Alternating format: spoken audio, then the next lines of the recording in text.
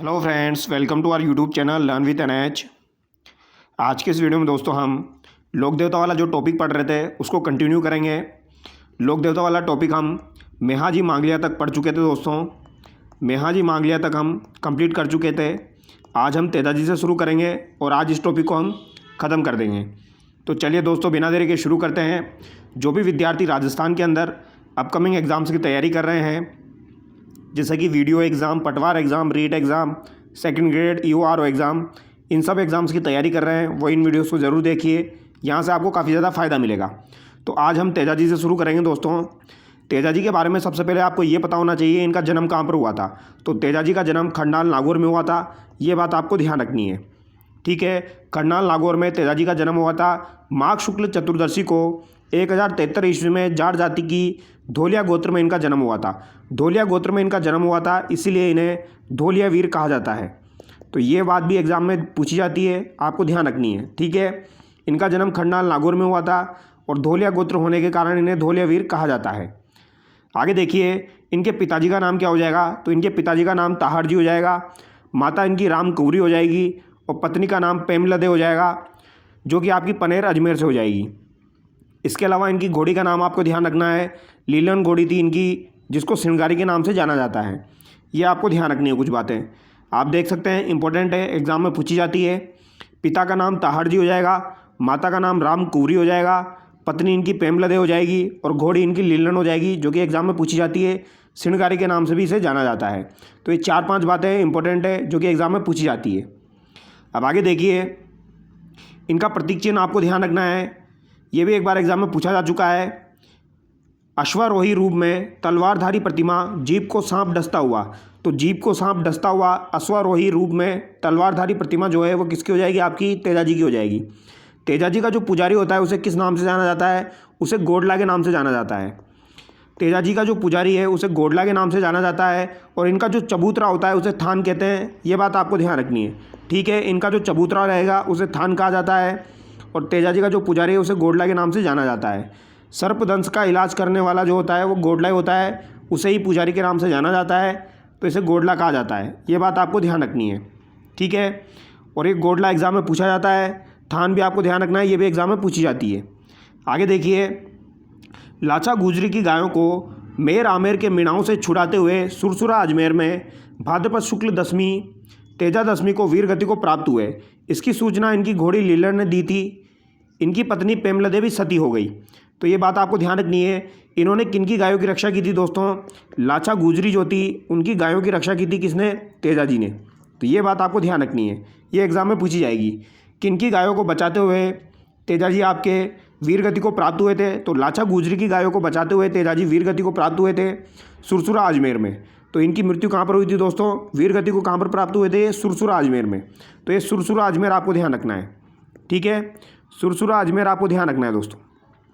इसके अलावा अभी मैंने आपको बताया दोस्तों, इनकी पत्नी जो थी वो कहाँ से थी आपकी, तो वो पनेर अजमेर से थी। तो इनका ससुराल जो है वो पनेर अजमेर हो जाएगा, ये भी आपको ध्यान रखना है, ठीक है। तो पनेर अजमेर जो है वो तो इनका ससुराल हो जाएगा और सुरसुरा अजमेर में इनकी मृत्यु हुई थी, ये बात आपको ध्यान रखनी है। भाद्रपद शुक्ल दशमी को तेजा दशमी मनाई जाती है और इसी दिन ये वीर गति को प्राप्त हुए थे। तो ये बात भी आपको ध्यान रखनी है। भाद्रपद शुक्ल दशमी को तेजा दशमी मनाई जाती है और इसी दिन ये वीर गति को प्राप्त हुए थे। और कहाँ पर, सुरसुरा अजमेर में, ठीक है। और इनकी पत्नी का नाम पेमलदे हो जाएगा, जो भी इनकी मृत्यु के बाद सती हो गई थी। तो ये भी आपको ध्यान रखना है। अब आगे देखिए दोस्तों, इन्हें किस उपनाम से जाना जाता है। तो इन्हें सर्परक्षक देवता, कालावाला का देवता भी इन्हें कहा जाता है। इंपॉर्टेंट है, ध्यान रखना है। कालावाला का देवता भी इन्हें कहा जाता है। शिव का अवतार इन्हें कहा जाता है। धोलिया वीर मैंने आपको बता दिया। कृषि उपकारक देवता, किसान खेत की बुवाई करते समय तेजा गीत, तेजा टेर गाते हैं। तो कृषि उपकारक देवता भी इन्हें कहा जाता है। किसान खेत की जब बुवाई करते हैं दोस्तों तब तेजा गीत गाते हैं, तेजा टेर गाते हैं। एक मैंने आपको बताया था दोस्तों, गोगा राखड़ी।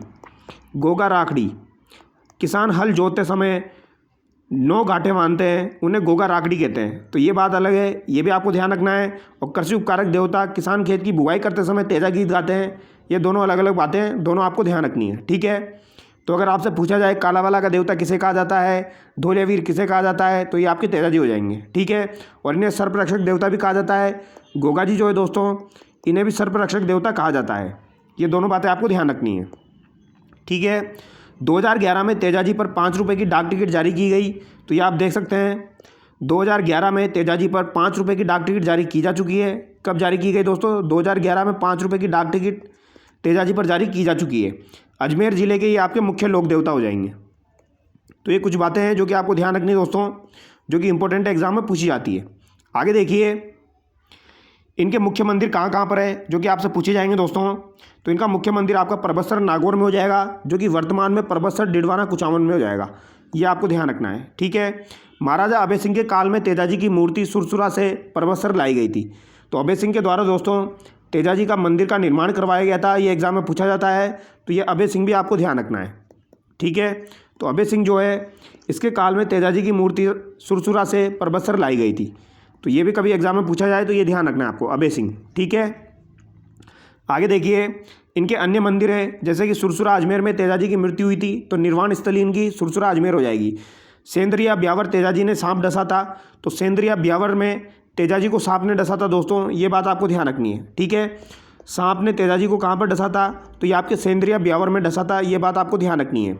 भावता अजमेर इनका प्रसिद्ध मंदिर हो जाएगा। और एक आपको ध्यान रखना है दोस्तों, बांसी दुंगारी। बांसी दुंगारी जो है वो तेजाजी का स्थान है, तेजाजी की प्रसिद्ध क्रम स्थली है दोस्तों बांसी दुंगारी। ये कहाँ पर हो जाएगी आपकी बांसी दुंगारी? बूंदी में हो जाएगी। ये काफ़ी बार एग्जाम में पूछा जाता है, इंपॉर्टेंट है, ठीक है। बांसी दुंगारी जो है ये आपकी कहाँ पर हो जाएगी? ये आपकी अजमेर में हो जाएगी और ये तेजाजी की कर्म स्थली है, इंपॉर्टेंट है, एग्जाम में पूछा जाता है।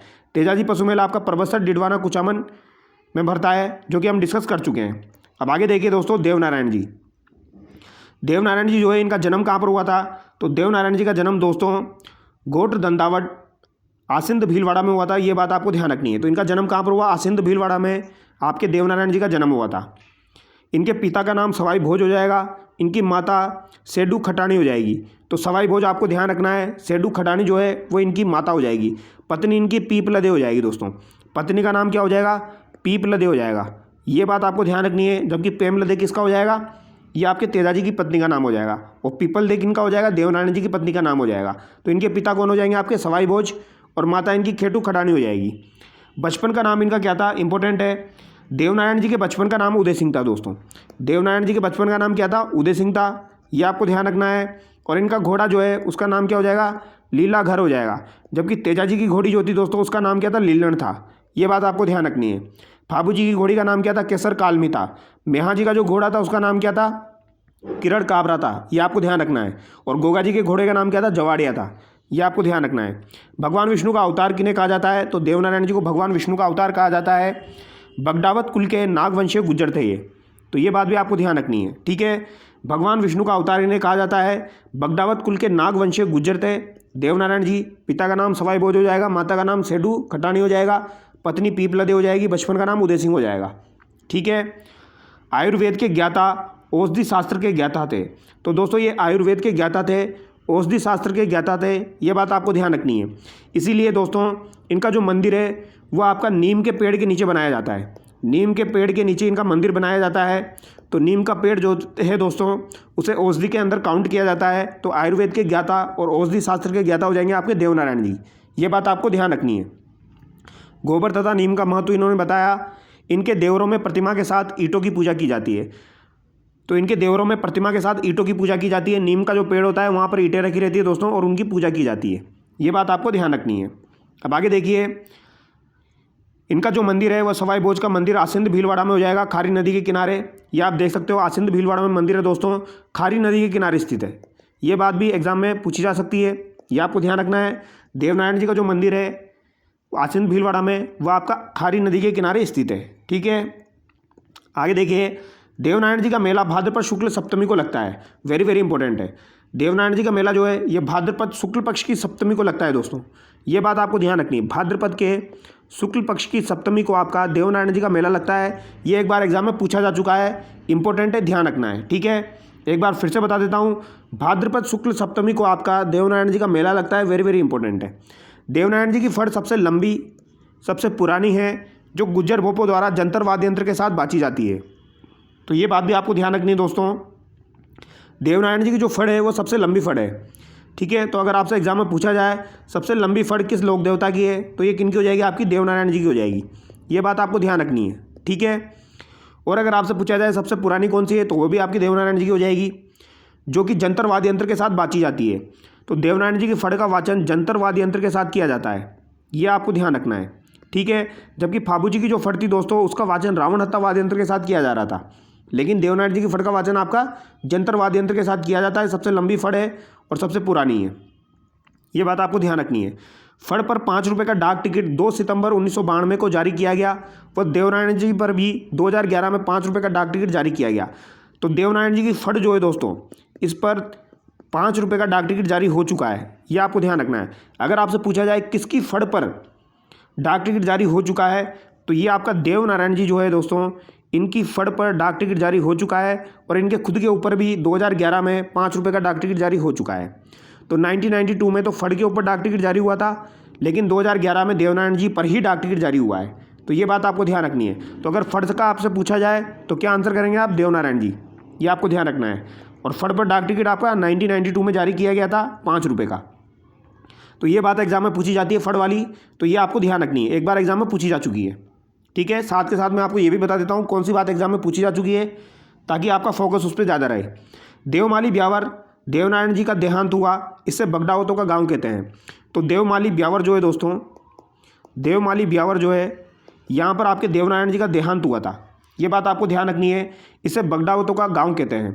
तो किनका गांव हो जाएगा? ये बगडावतों का गांव हो जाएगा, ये बात आपको ध्यान रखनी है दोस्तों। देवधाम आपका कहाँ पर हो जाएगा? जोधपुर या टोंक में हो जाएगा। तो देवमाली तो आपका ब्यावर में हो जाएगा, जिसे बगडावतों का गांव कहते हैं, जहाँ पर देवनारायण जी का देहांत हुआ था। लेकिन एक आपका आता है दोस्तों देवधाम। देवधाम जो है ये आपका टोंक में स्थित है। टोंक में कहाँ पर स्थित है? तो जोधपुर या टोंक में स्थित है, ये आपको ध्यान रखना है। ये जोधपुर नहीं है दोस्तों, जोधपुर या एक जगह है टोंक के अंदर।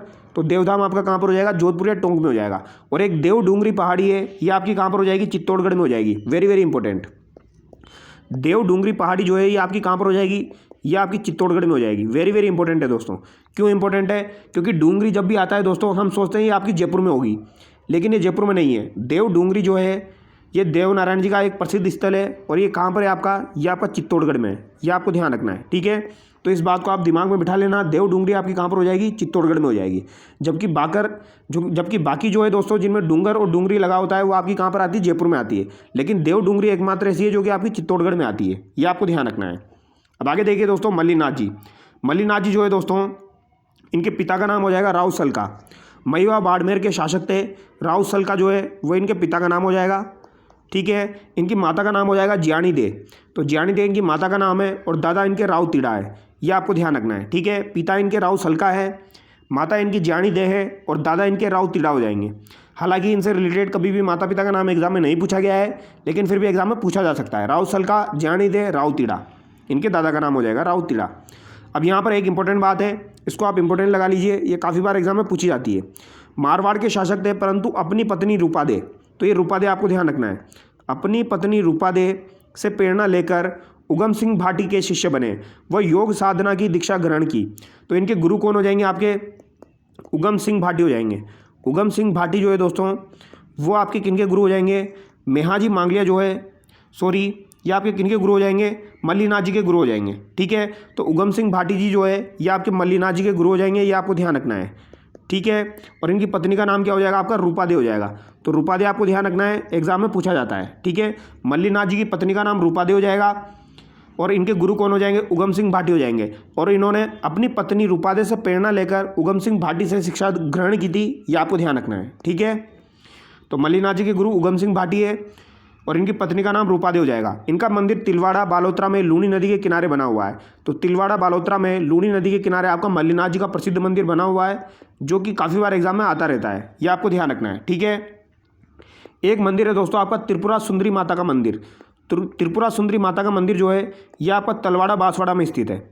तलवाड़ा बांसवाड़ा में स्थित है, ये बात आपको ध्यान रखनी है। तो आपका त्रिपुरा सुंदरी माता का मंदिर अलग है, जो कि तलवाड़ा बांसवाड़ा में है, जबकि मल्लीनाथ जी का मंदिर आपका तिलवाड़ा बालोतरा में है, लूनी नदी के किनारे। तो दोनों बातें अलग अलग है। इनका मेला जो है वो चैत्र कृष्ण 11 से चैत्र शुक्ल 11 को भरता है। तो इनका मेला एग्जाम में पूछा जा चुका है दोस्तों। मल्लीनाथ जी का मेला कौन से माह में भरता है? तो चैत्र माह में भरता है। चैत्र कृष्ण 11 से लेके चैत्र शुक्ल 11 तक भरता है। तो ये बात आपको ध्यान रखनी है, इंपॉर्टेंट है, ठीक है। चैत्र कृष्ण 11 से चैत्र शुक्ल 11 तक आपका मल्लीनाथ जी का मेला भरता है, इंपॉर्टेंट है। अब आगे देखिए, बाड़मेर के मालानी क्षेत्र का नाम इन्हीं के नाम पर पड़ा है। तो बाड़मेर का जो मालानी क्षेत्र है दोस्तों, उसका नाम जो है ये मल्लीनाथ जी के नाम पर ही पड़ा है। ठीक है, मालानी का वर्तमान नाम गुड्डा मालानी हो जाएगा। और कुंडा पंथ की शुरुआत किसके द्वारा की गई थी? तो अगर आपसे पूछा जाए एग्जाम में, कुंडा पंथ जो है इसकी शुरुआत किसके द्वारा की गई थी, तो ये आपकी किसके द्वारा की गई? मल्लीनाथ जी के द्वारा की गई थी। जबकि तेरहपंथी जो पंथ है आपका, उसकी शुरुआत किसके द्वारा की गई थी? तो वो आपके रामदेव जी के द्वारा की गई थी। वो आपको ध्यान रखना है। ठीक है, तो ये इंपॉर्टेंट है। कुंडा पंथ आपका मल्लीनाथ जी से संबंधित है। अब आगे देखिए दोस्तों, तल्लीनाथ जी। तल्लीनाथ जी जो है ये गांगदेव राठौड़ इनका मूल नाम हो जाएगा और ये एग्जाम में पूछा जाता है। ठीक है, तल्लीनाथ जी का मूल नाम क्या है? तो गांगदेव राठौड़ हो जाएगा। गांगदेव राठौड़, ये आप देख सकते हैं दोस्तों। गांगदेव राठौड़ जो है ये तल्लीनाथ जी का मूल नाम है। इनके गुरु जो है उनका नाम है जालंधर नाथ। तो जालंधर नाथ इनके गुरु का नाम हो जाएगा। तो तल्लीनाथ जी का मूल नाम गांगदेव राठौड़ है, इनके गुरु का नाम जालंधर नाथ हो जाएगा। जालोर जिले के लोक देवता हैं आपके तल्लीनाथ जी। मल्लीनाथ जी के भाई वीरमदेव के पुत्र थे दोस्तों। इनका नाम तभी सेम सेम लग रहा है, मल्लीनाथ जी और तल्लीनाथ जी। तो मल्लीनाथ जी के जो भाई थे जिनका नाम था वीरमदेव, उनके पुत्र हो जाएंगे आपके कौन? तल्लीनाथ जी। शेरगढ़ जोधपुर ग्रामीण ठिकाने के सामंत थे ये आपके। तो जोधपुर ग्रामीण शेरगढ़ ठिकाने के सामंत थे तल्लीनाथ जी। इनका मंदिर आपको ध्यान रखना है दोस्तों। मूल नाम इनका गांगदेव राठौड़ एग्जाम में पूछा जा चुका है। गुरु जालंधर नाथ भी एग्जाम में पूछा जा चुका है। और इनका मंदिर आपको ध्यान रखना है पांचोटा जालोर। तो इनका मंदिर कहाँ पर हो जाएगा? पांचोटा जालोर में हो जाएगा। ठीक है, ये बात आपको ध्यान रखनी है। तो तल्लीनाथ जी का प्रसिद्ध मंदिर कहाँ पर है? पांचोटा जालोर में है। जहरीला जानवर काटने पर इनके नाम का डोरा बांधा जाता है। तो जब भी कोई जहरीला जानवर काटता है दोस्तों, तो आपके तल्लीनाथ जी जो है इनके नाम का डोरा बांधा जाता है। ये आपको ध्यान रखना है। अब आगे देखिए, इनके उपनाम आपको ध्यान रखने हैं। अगर आपसे पूछा जाए ओरन का देवता किसे कहा जाता है, तो ओरन का देवता जो है दोस्तों ये आपके तल्लीनाथ जी को कहा जाता है। ये बात आपको ध्यान रखनी है, ये एग्जाम में जरूर पूछी जाएगी, वेरी वेरी इंपॉर्टेंट है। ओरन का देवता जो है ये तल्लीनाथ जी को कहा जाता है। ओरन क्या होता है दोस्तों? मंदिर के आसपास का क्षेत्र जहाँ पेड़ पौधे नहीं काटे जाते हैं उसे ही ओरन कहा जाता है। यानी ओरन का संबंध आपका किससे हो जाएगा? पर्यावरण से हो जाएगा। ये भी आपको ध्यान रखना है। ठीक है, ओरन का संबंध आपका पर्यावरण से हो जाएगा। मंदिर के आसपास का जो क्षेत्र है जहाँ पेड़ पौधे नहीं काटे जाते हैं उसे ओरन कहा जाता है। और ओरन का देवता किसे कहा जाता है? ये तल्लीनाथ जी को कहा जाता है। ये इतनी बात आपको ध्यान रखनी है। अब दोस्तों आगे देखिए, बग्गाजी जाट। बग्गाजी जाट जो है इनका जन्म रिडी गांव बीकानेर में हुआ। जाखड़ समाज के लोक देवता है। ये दो बातें आपको इनसे रिलेटेड ध्यान रखनी है। बग्गाजी जाट जो है दोस्तों इनका संबंध जो है वो रिडी गांव बीकानेर से है। ठीक है, और ये जाखड़ समाज के लोक देवता है। तो जाखड़ समाज के लोक देवता आपके कौन हो जाएंगे? बग्गाजी जाट हो जाएंगे। अब आगे देखिए दोस्तों, हरिराम बाबा। हरिराम बाबा जो है इनका जन्म समाधि मंदिर जोड़ा गांव नागौर में हो जाएगा। ठीक है, तो हरिराम बाबा का संबंध जोड़ा गांव नागौर से है। मंदिर में सांप की बाबी की पूजा की जाती है। तो ये सवाल एक बार एग्जाम में पूछा जा चुका है दोस्तों। मंदिर में सांप की बाबी की पूजा किनकी की जाती है? तो ये हरिराम बाबा की जाती है। ये आपको ध्यान रखना है। ठीक है, सांप की बाबी की पूजा की जाती है। और इनका जन्म कहाँ पर हुआ? जोड़ा गाँव नागौर में हुआ हरिराम बाबा का। आगे देखिए दोस्तों, रूपनाथ जी झड़ा जी। अब ये इंपॉर्टेंट है दोस्तों। रूपनाथ जी झड़ा जी जो है ये इंपॉर्टेंट है क्योंकि इनका संबंध फाबू जी से है। फाबू जी के बड़े भाई बुड्ढो जी के पुत्र थे आपके रूपनाथ जी झड़ा जी। ठीक है, इन्हें बालकनाथ के नाम से भी जाना जाता है। तो इन्हें बालकनाथ के नाम से भी जाना जाता है। ये आप देख सकते हो, हिमाचल प्रदेश में इन्हें बालकनाथ के नाम से जाना जाता है। इनका मंदिर जो है ये कोलुमंड फलोदी में स्थित है। तो रूपनाथ जी और झड़ा जी का मंदिर जो है ये कोलुमंड फलोदी में स्थित है। कहाँ पर स्थित है दोस्तों? कोलुमंड फलोदी में स्थित है। वेरी वेरी इंपॉर्टेंट है, ये पूछा जा सकता है आपसे। ठीक है, इसमें ज़्यादा दिमाग नहीं लगाना है। रूपनाथ जी जो है ये फाबू जी के बड़े भाई बूढ़ो जी के पुत्र थे। तो इनका संबंध भी कोलुमंड जोधपुर से हो जाएगा। फाबू जी का संबंध भी आपका कोलुमंड जोधपुर से था। जिंदराव खिची को मारकर इन्होंने फाबू जी के हत्यारे फाबू जी और इनके चाचा की हत्या का बदला लिया था। तो जिंदराव खिची जो था ये फाबू जी का हत्यारा था दोस्तों। इसको मारकर इन्होंने अपने चाचा फाबू जी की हत्या का बदला लिया था। ये आपको ध्यान रखना है। ठीक है, तो इनके चाचा फाबू जी की हत्या का बदला किन्होंने लिया? रूपनाथ जी ने लिया, जिंदराव खिची को मारकर। ये आपको ध्यान रखना है। ठीक है, आगे देखिए, झुंझार जी। झुंझार जी जो है दोस्तों इनका जन्म इमलोहा सिकर नीम का थाना में हुआ। ये आपको ध्यान रखना है। तो झुंझार जी जो है ये भी कभी कभी एग्जाम में पूछ लिया जाता है। इमलोहा सिकर से संबंधित है। रामनवमी को मेला लगता है। शेखावटी के लोक देवता हो जाएंगे आपके। ठीक है, तो झुंझार जी का संबंध इमलोहा सिकर से हो जाएगा। वर्तमान में नीम का थाना से हो जाएगा। ये आपको ध्यान रखना है। मामादेव इंपॉर्टेंट है दोस्तों। मामादेव जो है इन्हें वर्षा का लोक देवता कहा जाता है। तो वर्षा का देवता किसे कहा जाता है? तो ये आपके कौन हो जाएंगे? तो वर्षा का देवता आपके मामादेव को कहा जाता है। इतनी बात आपको ध्यान रखनी है। ठीक है, सबसे ज़्यादा यही एग्जाम में पूछा जाता है। वर्षा का देवता किसे कहा जाता है? तो मामादेव को कहा जाता है। मामादेव का मंदिर ना होकर लकड़ी का तोरण गांव के मुख्य मार्ग बाहर स्थापित किया जाता है। तो मामादेव का मंदिर ना होकर लकड़ी का तोरण गांव के मुख्य मार्ग बाहर स्थापित किया जाता है। इनको कुछ करने के लिए भैंसे की बलि दी जाती है। तो इनको कुछ करने के लिए दोस्तों भैंसे की बलि दी जाती है। मामादेव के मिट्टी के घोड़े जालोर के हरजी गांव में बनाए जाते हैं। तो मामादेव के मिट्टी के घोड़े कहाँ के प्रसिद्ध है, तो ये भी एग्जाम में पूछा जाता है। तो मामादेव के मिट्टी के घोड़े जो है ये आपके जालोर के हरजी गांव के प्रसिद्ध है, ये आपको ध्यान रखना है। जालोर का हरजी गांव, ये आपको ध्यान रखना है दोस्तों, ठीक है।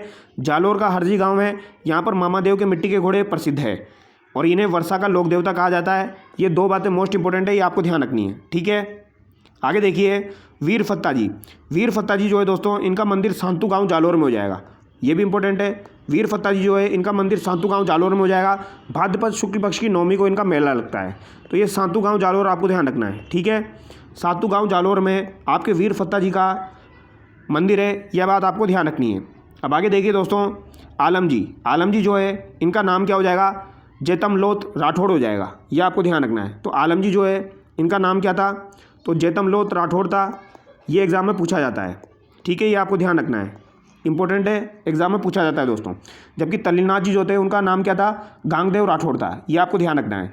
मंदिर इनका आलम जी का धोरा बाड़मेर में हो जाएगा दोस्तों, ठीक है। नाम से पता लग रहा है आपको आलम जी।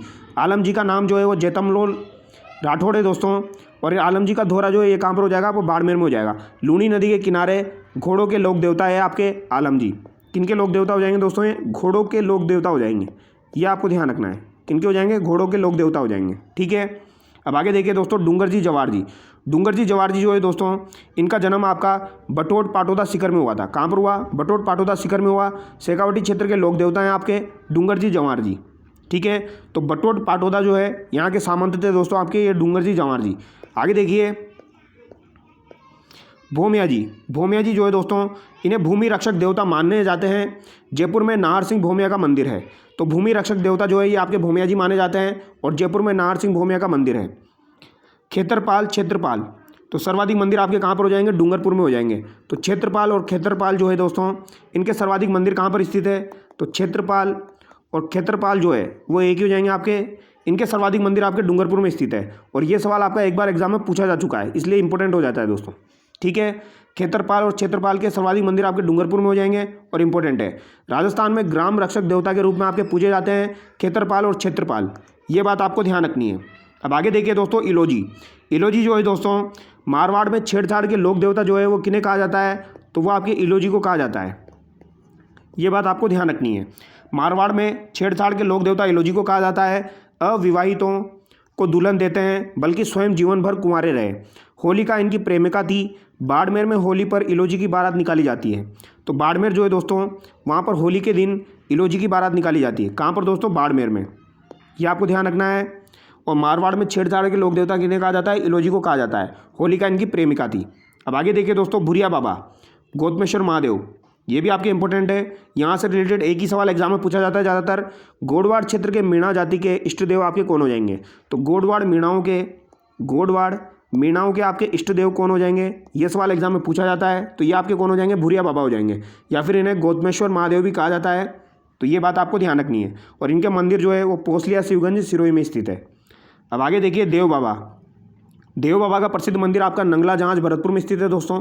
कहाँ पर स्थित है, नंगला जांच भरतपुर में आपका देव बाबा का प्रसिद्ध मंदिर है। तो ये एग्जाम में अगर आपसे पूछा जाए तो गलत नहीं करना है। देव बाबा का प्रसिद्ध मंदिर कहाँ पर हो जाएगा, नंगला जांच भरतपुर में हो जाएगा। इनका उपनाम जो है वह है ग्वालों के पालनहार, यानी इन्हें कुछ करने के लिए दोस्तों, इन्हें कुछ करने के लिए ग्वालों को भोजन कराना पड़ता है। तो ग्वालों के पालनहार है ये आपको ध्यान रखना है, ठीक है। पूजा स्थान नीम के पेड़ के नीचे, सवारी इनका भैंसा है। तो देव बाबा से रिलेटेड आपको सबसे इंपॉर्टेंट बात ये ध्यान रखनी है, इनका मंदिर नंगला जांच भरतपुर में स्थित है, ठीक है। और इनका उपनाम ग्वालों के पालनहार हो जाएंगे। पूजा स्थान नीम के पेड़ के नीचे, वह सवारी भैंसा है, ये बात आपको ध्यान रखनी है। अब आखिरी देखिए दोस्तों वीर कल्लाजी राठौड़। वीर कल्लाजी राठौड़ जो है दोस्तों मेड़ता के जयमल राठौड़ के छोटे भाई आज सिंह के पुत्र थे। तो मेड़ता का आपने नाम सुना है दोस्तों, वहाँ पर जयमल राठौड़ जो है उसका छोटा भाई था आज सिंह, उसके पुत्र थे आपके वीर कल्लाजी राठौड़। मीराबाई जो है दोस्तों वो इनकी बुआ थी। मीराबाई जो है वो इनकी बुआ थी। अकबर के समय चित्तौड़गढ़ का जो तीसरा साका हुआ था उसमें अपने चाचा जयमल राठौड़ को कंधों पर बिठाकर इन्होंने युद्ध किया था, ठीक है। इनके चाचा थे जयमल राठौड़, उनको इन्होंने कंधों पर बिठाया था और फिर युद्ध किया था दोस्तों। और जब युद्ध किया था तो तो आपके 2 हाथ किनके चल रहे थे, जयमल राठौड़ के चल रहे थे, और 2 हाथ इनके चल रहे थे, तो 4 हाथ दिखाई दे रहे थे। इसलिए इन्हें शेषनाग का अवतार कहा जाता है दोस्तों। क्या कहा जाता है इन्हें? शेषनाग का अवतार कहा जाता है। ये बात आपको ध्यान रखनी है। 4 हाथों वाला देवता भी इन्हें कहा जाता है। जो 4 हाथों वाले देवता के रूप में आपके पूजे जाते हैं, वीर कल्लाजी राठौड़, शेषनाग का अवतार इन्हें कहा जाता है। गुजरात में भाती खत्री नाम से, वो मालवा में जुझारू वीर नाम से पूजे जाते हैं। तो गुजरात में भाती खत्री, वो मालवा में जुझारू नाम से पूजे जाते हैं। तो ये बात भी आपको ध्यान रखनी है, हो सकता है एग्जाम में पूछा जाए। भाती खत्री के नाम से इन्हें गुजरात में पूजा जाता है और जुझारू नाम से इन्हें मालवा में पूजा जाता है। ये आपको ध्यान रखना है। मुख्य मंदिर इनका कहाँ पर हो जाएगा? तो रुंडेला आपके सलूंबर में हो जाएगा। ये आपको ध्यान रखना है, रुंडेला सलूंबर में हो जाएगा। सामलिया डूंगरपुर में काले पत्थर की प्रतिमा है जिस पर अफीम व केसर चढ़ाई जाती है। तो इनकी प्रतिमा जो है वो सामलिया डूंगरपुर में है दोस्तों, वो आपको ध्यान रखनी है। और वहाँ पर अफीम व केसर चढ़ाई जाती है। छतरी इनकी चित्तौड़गढ़ दुर्ग में भैरव पोल पर हो जाएगी। तो छतरी इनकी भैरव पोल पर हो जाएगी चित्तौड़गढ़ दुर्ग में, ये आपको ध्यान रखना है। और इनका मुख्य मंदिर जो है वो रुणेला सलूंबर में हो जाएगा वर्तमान में, ये बात आपको ध्यान रखनी है। तो 4 हाथों वाला देवता, शेषनाग का अवतार, ये सब किसे कहा जाता है? वीर कल्लाजी राठौड़ को कहा जाता है। ये आपको ध्यान रखना है। तो दोस्तों लोक देवता से रिलेटेड जो भी इंपॉर्टेंट चीज़ें थी वो सभी हमने डिस्कस की है। यहाँ पर हमारा लोक देवता वाला टॉपिक खत्म होता है दोस्तों। इसकी PDF मैं आपको टेलीग्राम चैनल पर प्रोवाइड करवा दूंगा, तो आप टेलीग्राम चैनल को ज्वाइन कर लीजिए, वहाँ पर आपको इसकी PDF मिल जाएगी। तो चलिए दोस्तों नेक्स्ट वीडियो में मिलते हैं। Thank you so much.